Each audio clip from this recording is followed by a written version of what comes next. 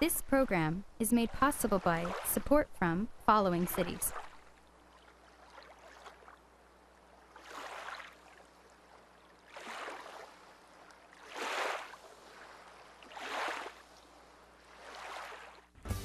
Hey everybody, I'm Joel Greene and welcome to Curiosity Quest Goes Green, the show that explores what you, the viewer, are curious about.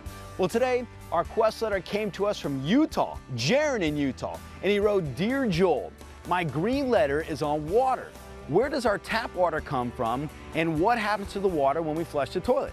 Well, Jaron, it seems like every year we're talking about more and more droughts across the U.S. So we made our way out to Coachella Valley in the middle of the desert where water is extremely scarce, and that's where today's Curiosity Quest Goes Green begins.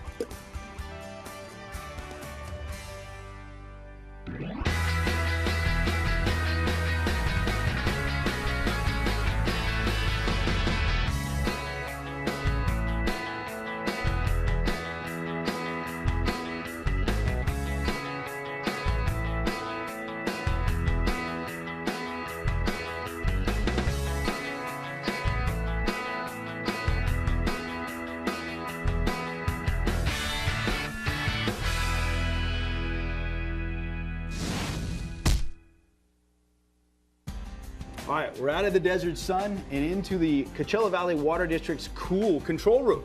So I'm here with Kevin Hemp. So Kevin, give us a little background about this place. We were formed in 1918, and we were formed by a vote of the people to protect our local water supplies. Tell us a little bit about Coachella Valley, like where exactly are we on a map? A lot of people have not heard of the Coachella Valley. They may have heard of Palm Springs, so we always like to say we're part of the greater Palm Springs area. And people are like, you know, they're sitting in New York in the snow, and Palm Springs, I've heard of that place. It's someplace warm. That's where we are in Southern California here. Now, we hear noises around us. We are in a control room, so we're going to hear that nonstop, right? Yeah, people are working in here. So in the control, what are you controlling in here? We're actually controlling water. Yeah, and we're proud to say that we were the first water district in the world to set up a control system like this. So we're going to learn a little bit about this today. Bit, yeah. Where does all the water come from? Do you know? And where do you think tap water comes from? The ocean. A reservoir in the hills, and it comes through the pipes and into your faucets. I'm guessing the faucet. The water comes from a river from the recycling plant, and it gets recycled and then goes through the pipes into the tap. The ocean. The faucet. Those are some pretty interesting answers. So what's the truth? Where does the water come from? Water actually comes from under the ground here. If you look at our map, where you're standing, where I'm standing, right under our feet is a huge supply of fresh water. It comes from what we call an aquifer. And it's under this entire area out That's here? right, that's right. If you look here, this big blue spot there in the middle of our desert, that is the Salton Sea. That is California's largest lake. And this water was created by the Colorado River back in 1905. Now the Colorado River from time to time would flip. And currently the river flows to the ocean down into Mexico at the Gulf of California. Okay. But from time to time that river would flip and it would flow into our valley here and it would flood this whole area. This was all a huge giant lake at one time. So like Palm Springs and La Quinta and Indian Wells are all underwater? That was all underwater. Whoa. Yeah. And where'd all the water go? It went down into the ground, and it's down there today. How do you get the water from under the ground into our tap? Well, we have to drill for it. Yeah, we have machines called well rigs, and they drill down into the ground, and we lift that water out. We have, you've heard of propellers, right, on a boat? Sure, Okay. Yeah. Well, the reverse of that would be called an impeller. It would be a backwards propeller, and those spin and lift the water like an elevator out of the ground. Now, do you have to do anything with the water, clean it or you know, decontaminate it? Well, the water's already been filtered by the sand and the gravel that makes up our valley floor here. And it's been filtered over about a 12-year process. It goes down about 1,000 feet through the sand and the gravel. We pull it out deep under the ground, and by that time, the water's perfectly clean. As a safety measure, we do put a little bit of chlorine in the water, and that's all we do to it. What is perchlorate? A water filter. Maybe when they clean the water. Like TV? Percolation is a type of water. Keeping birds out of water that's for us, and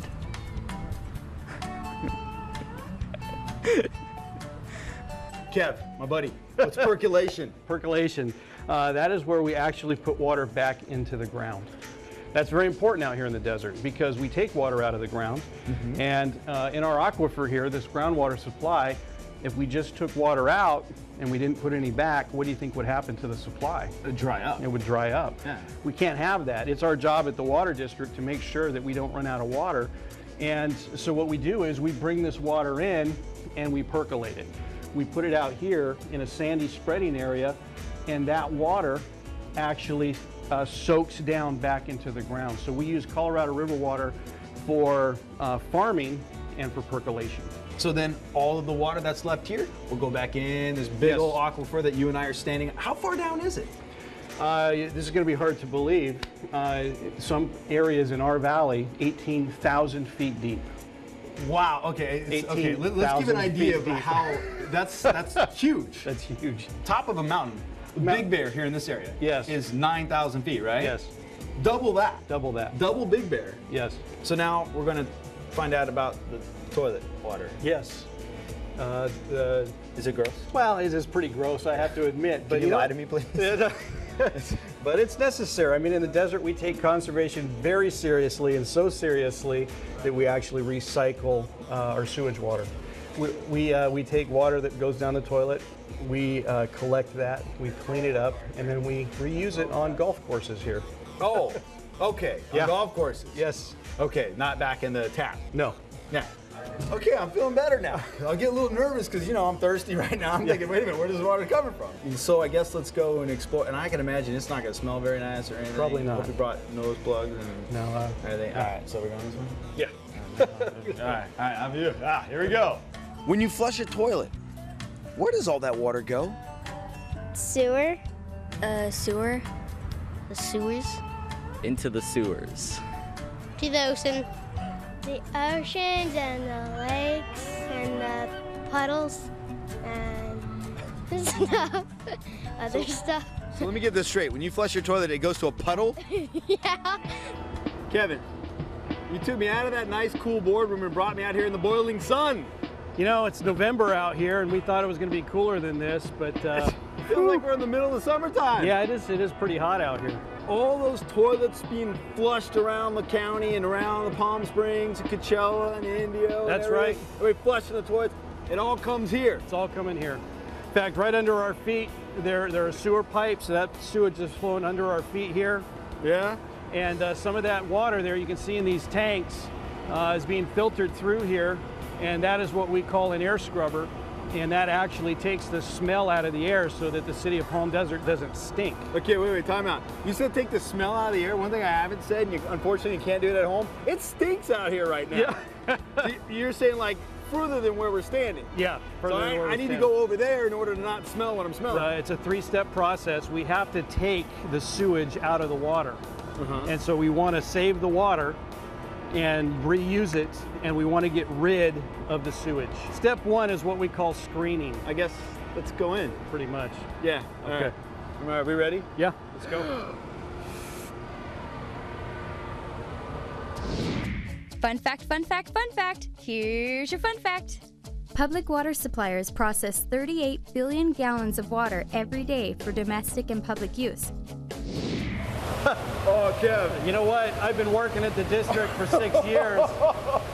I never get used to this. I don't know if you can hear the roar of the water. Those are all the toilets that are flushing right now. All that water is from the toilets coming in from all over the city. I'm looking and I'm trying not to look. I mean, we got at least, because it's a curiosity thing here. So you got to at least take a look down, and That's coming in right there from the cities, huh? Yeah. Everyone flushing the toilets and... Yeah, that's Oh, all wow. sewer water. So you wonder, where does it go when you flush your toilet? Goes into the sewers, comes here. And this, so we're standing basically in the middle of the sewer? Yeah. All right, tell us, what does reclamation mean? Water reclamation? I'm having a hard time breathing. What is reclamation? Trying to reclaim water that was lost or flushed down the toilet, and they try to process it and use it again. Reclamation is reclamation. Which is? Reclamation. Meaning? Reclamation. The reuse of water. Like nature? Something that cleans everything? Reclamation, that means we just want to reclaim the water. We want to use it again. So right now it's unusable because it's sewage water. It's gross, it's nasty water. But you know what? We can turn it into good, clean water, and that's what we want to do. You know, I noticed that most of what's coming in is water. For some reason, I had it in my mind that there would be a lot more debris. Yeah. Nice work. Sewage is actually mostly water. It's 99% water. Only 1% of it is solid material. Most of that 1% we get out right here.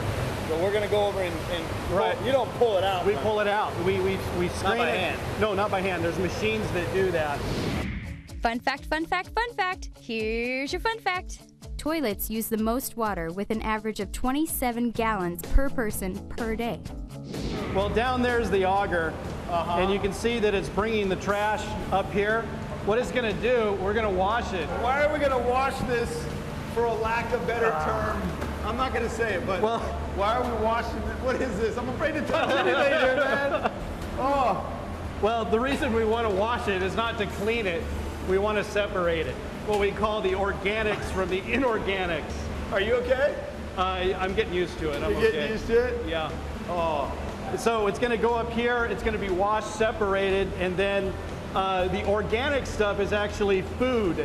okay. It's actually, we use it as food for what we call the bugs. We have these microorganisms that need the same things we need in order to live. Those little bugs are microscopic. You can only see them under a microscope. We feed those little bugs. We give them air. We give them food. That's their food. How nice of you to do that. Give them air, give them food, treat them well. Yeah, and treat them well. that's their food. That's their food. They're going to eat that. Oh. And what they're going to do is they're going to digest that and break it down into what we call sludge. Yeah. Okay. It gets better, huh? It gets, yeah. I would say this is probably the most gross part right here. Once we get past stage one, it gets a little easier to bear. I gotta tell you, of all the shoots we've done, of all the quests we've been on, this is definitely the biggest. I'm having a hard time breathing, let's put it that way. On one other show that we went on, that I'm having a hard time looking at anything. So Yeah. I thank you for truly grossing me out, Kevin. What do microorganisms do? Works to clean things. Maybe they help like save, like pick up trash and clean the planet. They wiggle around in the water and eat the stuff that's left in there and decontaminate it. Watch. What do they watch? TV. Microorganisms make water. Feces, they break down a lot of stuff. Leaves, they break down everything into smaller particles and digest them. Do you work at a water plant? I do not. Okay. All right, so we are on step 2 of the process, right? Step 2, that's We're right. feeding the bugs. Yes. The microorganisms. We're feeding them lunch right now. And You take such good care of the microorganisms. Now, what are the microorganisms doing? what they do is we want it, first of all, we want to keep them alive. So we pump air into these tanks. They're called aeration tanks. And the reason the water's bubbling and moving is because of aerators we have at the bottom that are sending air through it. That keeps the bugs alive. They're what we call aerobic microorganisms, which means they need air in order to live. And so step 2 is we feed these bugs sewage. That's what they're doing. They're eating the sewage and they're breaking it down to an even simpler form that we call sludge. What is sludge? Muddish dirt. Maybe it's like some kind of like nasty stuff. Stuff stuff that comes from the sewer, like waste and other things like that.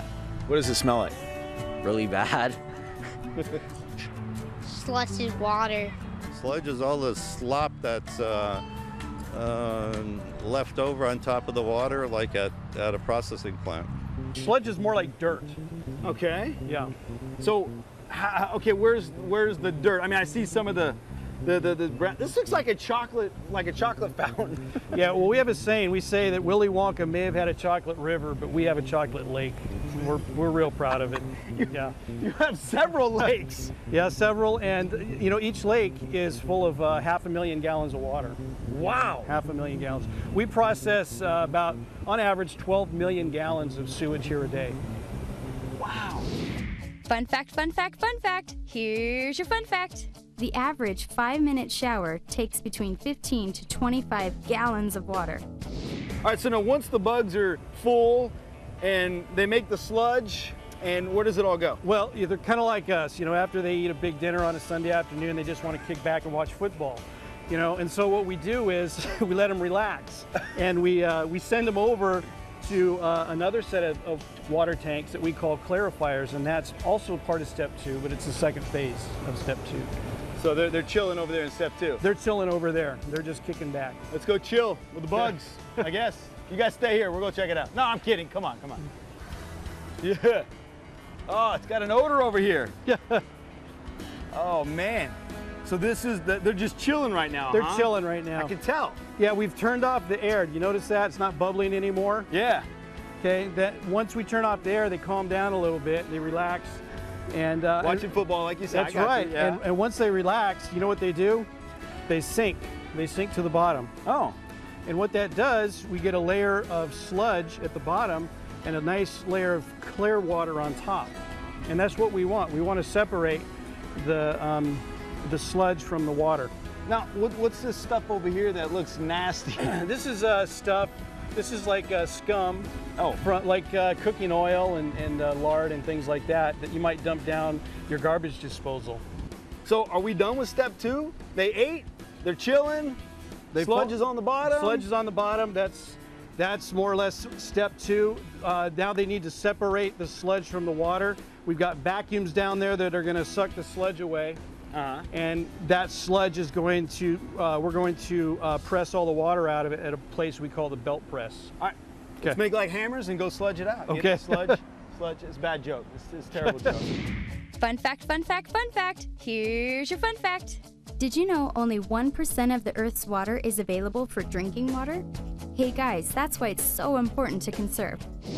I had no idea that reclaiming water was this disgusting looking. Yeah, it's pretty gross. And I noticed you have some rubber gloves on there. They gave me gloves. I don't have any on. You're braver than I am. Okay, they made me, you're brave. You made me put them on. All right, remember, this is a sludge from part 2.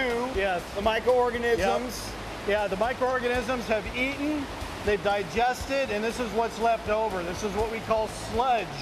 And it's like dirt-ish. It's dirt-ish. It's more like dirt. It's more like dirt now than poop. Maybe more like. It's more like. It's less like poop and more like dirt. And what's going to happen here, all the water that's in this sludge is going to be squeezed out, and then we're going to take that and dump it into a truck, and that truck's going to haul it away and turn it into fertilizer. They're going to compost it. So this could be on someone's lawn next week. That's right. And it's actually coming out over there. Oh, and it's coming out down there? Yeah. All right, so all the water's taken out of the sludge? Yep. And the big picture is this water that's pressed out here is going to go back to headworks. It's going to go through the system again, but most of the water, the 12 million gallons of water a day that we recycle, is going to go to our filter. And that's the third step. That's step 3. That's step 3. Listen, no more of this yucky, gross, disgusting we're looking. Done. This is the end of step 2. Step 3 is the filter, and we're going to filter the water. Let's go step 3. Get me out of here. Oh, no more. I can't stand it. Say tertiary flocculator. Tertiary flocculator. Tertiary flocculator. One more time. Tertiary flocculator. Tertiary flocculator. I didn't hear you. What was that? Circulator fluctuator. Tertiary flocculator. I'm sorry, what? Tertiary flocculator. Tertiary flocculator. Oh, this guy's a doctor. All right, so we are at step 3. What is a tertiary flocculator? Well, it's good that you can even say it, because I can barely say tertiary flocculator. Well, tertiary is a fancy way of saying 3 or third stage. The tertiary or third stage is where we are now, the last stage of the water recycling process, and flocculation is a process of mixing. And what we do is in the water, the third stage water, there's some little bits and pieces of stuff left in there that we want out of the water. Yeah. It's floating around, and we condense that in together with a chemical called alum, and the alum causes all those little pieces to clump together into big clumps, and then we run that through a filter. And we're on top of the filter right now. I can hear it, yeah, see it. It's 13 feet high, and it's layered with sand and charcoal. So it's tertiary flocculator is basically a water mixer? Yeah, mixer. A fancy name for a water mixer? Yeah. Yeah. So am I going to be seeing any of these, big pieces staying together? No, you won't be able to see that. Because you're taking care of it all. Yep. So we've mixed all the water together. Yes. Well, first of all, we go to review. Step 1, we took all the heavy stuff out of the water. Yes. The disgusting stuff. Yes. Then you fed it to the bugs in step 2. Yes. And the bugs ate it all and created their own sludge. And now that sludge is going to be fertilizer. To be a fertilizer. And then now step 3, the water's clean. I'm speeding up the process. Once it's filtered, it's clean, except for one thing, we have to chlorinate it just for safety. Okay. And we hit it with chlorine, and once it's chlorinated, we take most of the chlorine out, and then we send it through purple pipes to golf courses. Purple pipes. Yeah. I see those everywhere. Yeah, you'll see them all around the facilities here. The purple pipe, that's a universal symbol in the water business for recycle.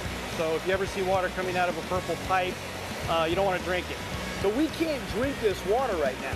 It's one step below drinking water quality. Okay. If we treated it just one more time, you could drink it.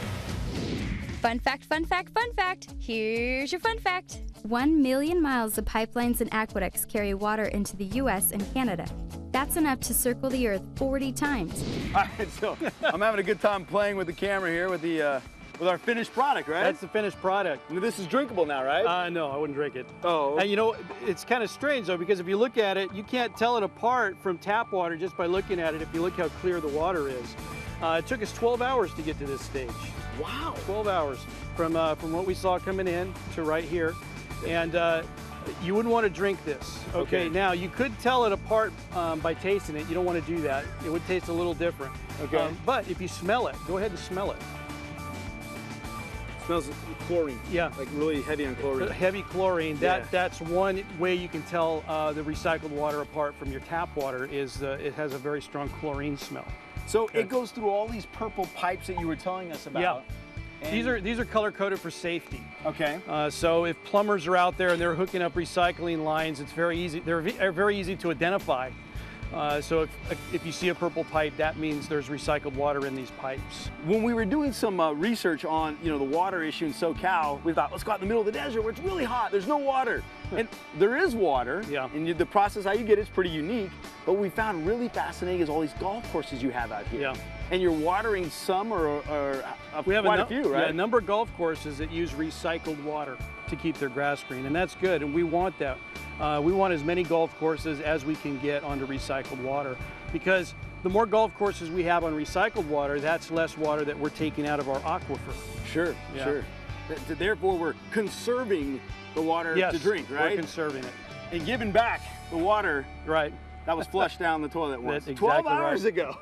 12 That's hours. Scary, man. Yep. Because I know it didn't look like this coming in. I'm just, wow. Kevin, it's been a pleasure, Oh, man. thank you. Thank you so much. What can you do to conserve water? When you brush your teeth, turn off the water.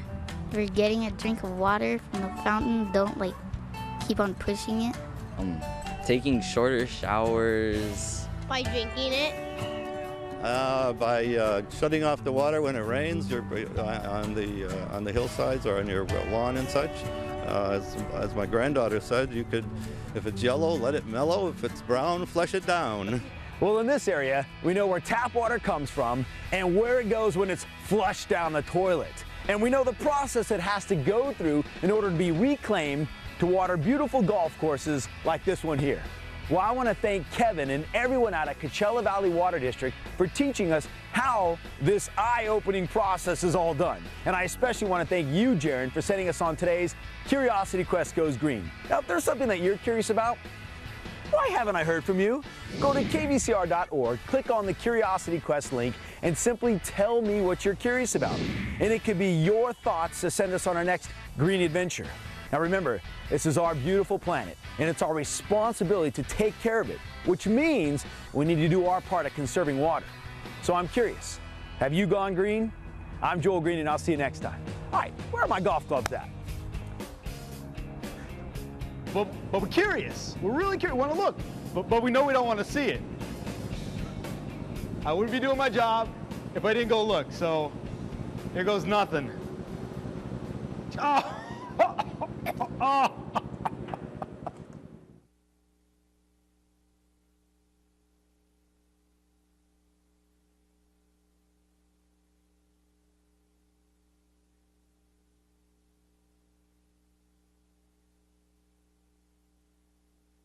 This program is made possible by support from following cities: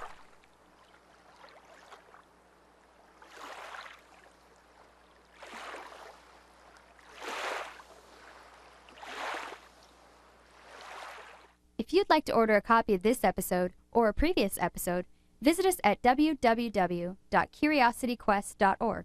The cost is $19.95.